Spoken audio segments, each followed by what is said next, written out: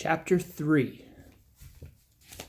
John was at the edge of panic when a giggle rose from the grass just a few yards ahead. Franny's freckled face popped up. She grinned at him. "Boo! Franny, tricked you," she said. "You didn't trick me." John lied. "I knew exactly where you were hiding." "How did you know?" Franny asked with a frown. "I could smell you," John said, wrinkling his nose. "You stink worse than Princess." Princess was their cow. Franny had picked her name. Actually, Franny smelled a little like apples and Ma's soap, but John needed to get even with her for scaring him. Franny's smile fell away. Her eyes started to tear up. "I do not stink," she said.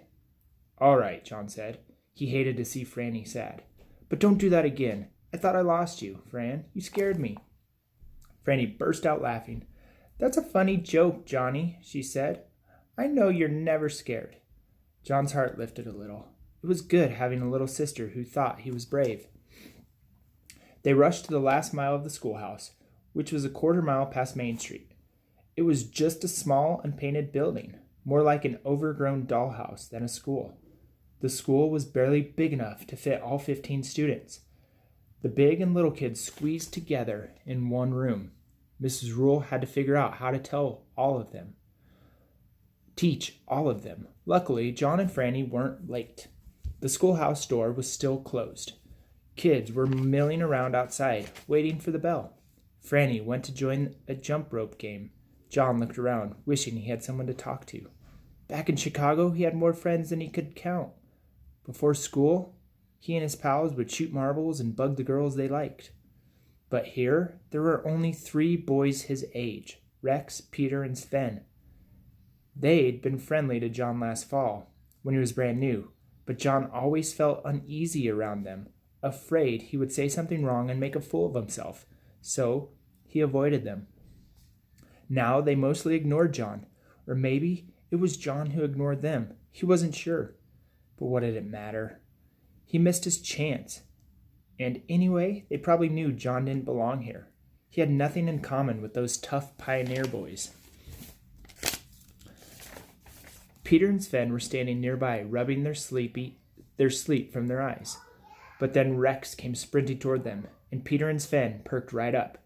Rex wasn't funny like Peter, and he didn't have big muscles like Sven. He was quiet and serious, but Rex was their leader, without a doubt. His family had been in Dakota longer than anyone. Rex skidded to a stop, huffing and puffing. "I found him!" Rex exclaimed, wiping sweat from his forehead. "Found who?" asked Peter. "King Rattler," Rex burst out. The boys gasped. John's ears picked up. King Rattler was a huge rattlesnake that all the kids talked about. There were rattlesnakes everywhere in Dakota, stretching their golden brown bodies out on rocks, slithering through the tall grass, curling up in the haylofts. Of all the sounds of the prairie, nothing chilled John's blood more than shh of a rattlesnake. Get away, it was saying. "Get away or I'll kill you."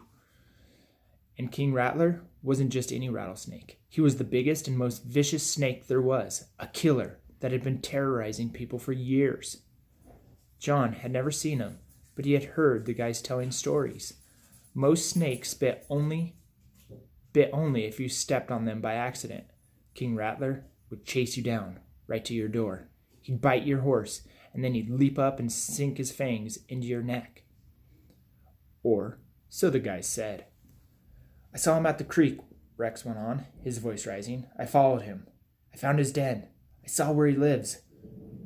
"You found King Rattler's den?" Peter gasped. This was big news. Folks had been searching for years, John had heard. "There's a hole, a big, nasty hole, right under the rock," Rex said. "I saw him go in. I saw it with my own eyes." John shuddered as he imagined the snake, the glistening fangs, the pink needle tongue, the deathly yellow eyes. So now, Rex said, his eyes narrow and fierce, "we can kill King Rattler." "We'll be famous," Peter hollered. Sven grinned. Rex looked over and saw John was listening in. John flicked his eyes down. Too late, though. He had been caught spying. Now Peter and Sven were looking at him too. John started to get up and move away, but Rex took a step toward him. "Want to come?" he asked. John looked up in surprise. "Come where?" he stammered. "With us," Rex said, "to kill King Rattler." John blinked. They wanted him to help kill a monster rattlesnake? That was the dumbest idea John had ever heard. He opened his mouth to say no thanks, but the guys were looking at him hopefully, they really did want him to come along. It had been a long time since any kids had looked at him that way. Almost without thinking, John leaned forward.